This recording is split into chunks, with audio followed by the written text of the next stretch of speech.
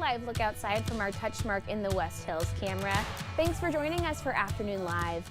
Are you looking for love but intimidated by online dating? Our first guest says you don't need to be if you follow her tips. Here to share more, we welcome back dating coach and the author of The Art of Feminine Seduction, Alana McKenzie Page. Thanks for braving the weather to be with us today. It's great to see you. Thanks so much for having me, Hannah. Glad to be here. So let's talk about just safety first, right? A lot of us, I think, are nervous about, is it dangerous to be in the online world looking for dating? Yeah, the answer to that is it absolutely can be. I mean, we're talking about connecting with total strangers in an online context. So, you know, there are scammers out there, there are harmful people out there, and there are bots out there as well. Sure. So you want to be really careful that you're protecting your personal and your financial information, and really remembering that you're talking to strangers, even if it feels like you're connecting with them emotionally. Sure. Take it slow. Don't get too gung-ho about it. Just kind of as you would in any other sort of online setting though, right? Exactly. Just wait until you've confirmed that they're who they say they are. There you go. Before sharing too What do you much. say to people that just say, hey, does online dating even work? I've been at this. I haven't had success.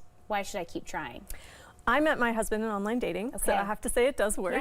Yes. What I would say is that online dating is great for making connections. Yeah. It's not necessarily a great place to expect that you're going to find your soulmate very quickly and easily, but it does create opportunities for connection with a broader scope of people, right? Yeah. You're really finding strangers. You don't just have to rely on your own community. Sure. So to create an introduction and find a connection, it's great for that. Okay, so let's talk about building your own profile. What makes an online dating profile great versus not so great? How do you kind of make sure that you're attracting the right kind of person? Absolutely.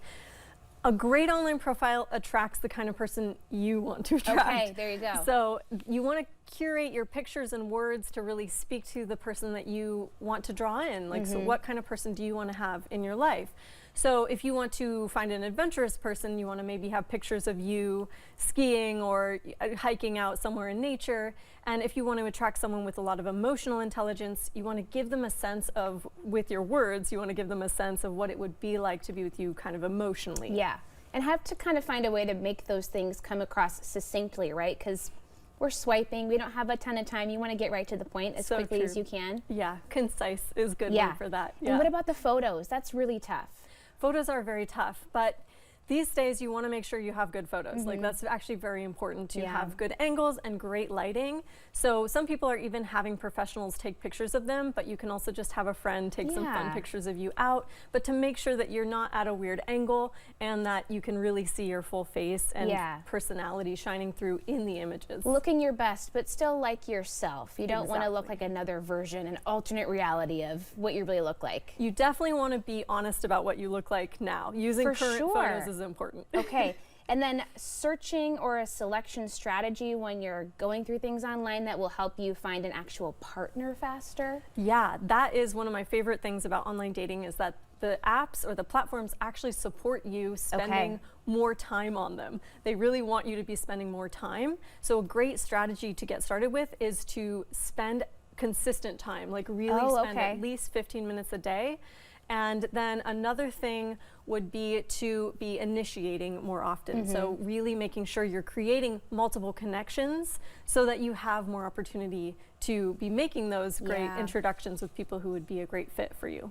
Do you recommend taking a step back from time to time? I've had friends who say, I have no luck, I've been on the apps, it's not going great, I need a palate cleanser, but maybe I'll revisit this in the future if I'm feeling differently. I think that's always a good idea for people who are kind of not experiencing a good time in dating, because the energy that you bring to the dating app and the conversations that you're initiating is going to be what propels you into relationship, essentially. So if you're just struggling and you don't feel good and you just want to take a break from all of the kind of emotional turmoil that can come in online dating, I would say it's a great idea. Okay.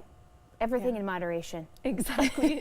Exactly. Thank you so much. It was great talking with you. Thank you so much, Hannah. We'll have more information on our website at katu.com, and we'll be right back with more Afternoon Live right after this.